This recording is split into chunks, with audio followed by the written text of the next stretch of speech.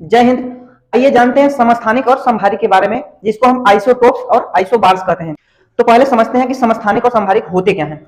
समस्थानिक तो समस्थानिक वे होते हैं, जैसे इसका नाम ही है समस्थानिक, समस्थानिक, स्थान समान रहेगा। स्थान यानी कि पीरियोडिक टेबल में उसका स्थान, उसकी वैल्यू, उसकी पोजीशन, जो कि क्या होता है परमाणु क्रमांक हम कहते हैं। तो जिस तत्व की परमाणु क्रमांक अगर सेम रहे और उसका परमाणु भार अलग अलग रहे तो उसको समस्थानिक कहते हैं। और ठीक इसका उल्टा समभारिक, भार समान हो। अगर किसी तत्व की भार समान है और उसका परमाणु क्रमांक अलग अलग है तो उसको हम समभारिक कहते हैं। तो आइए कुछ एग्जांपल से देखते हैं। समस्थानिक में केवल हाइड्रोजन के ही समस्थानिक हो सकते हैं। हाइड्रोजन के 3 समस्थानिक होते हैं। तो समस्थानिक में केवल हाइड्रोजन का ही समस्थानिक होता है, और वो भी कितने होते हैं हाइड्रोजन के? 3 समस्थानिक, जिसको हम कहते हैं प्रोटियम,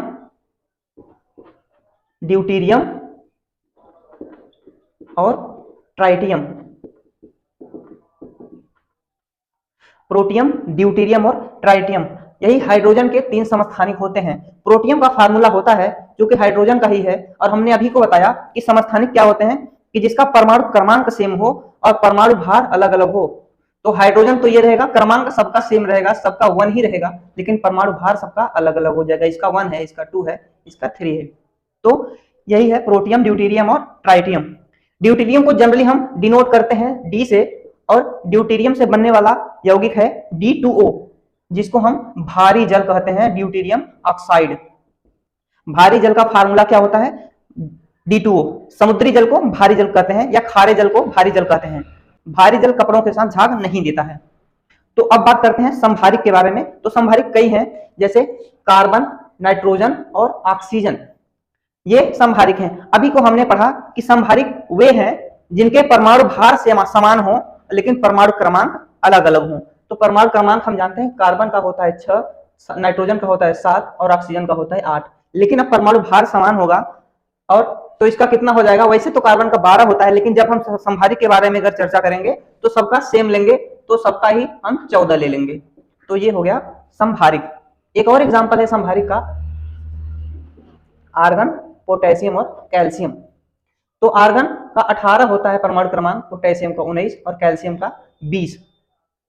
और हमें मालूम है आर्गन 18वें नंबर पे है। वैसे तो हमें मालूम है आर्गन का परमाणु भार 36 होता है, लेकिन जब भी समभारिक के बारे में चर्चा करेंगे तो सबका हम सेम लेंगे, यानी कि सबका 40-40 ले लेंगे, कहीं कहीं 38 भी दिया रहता है।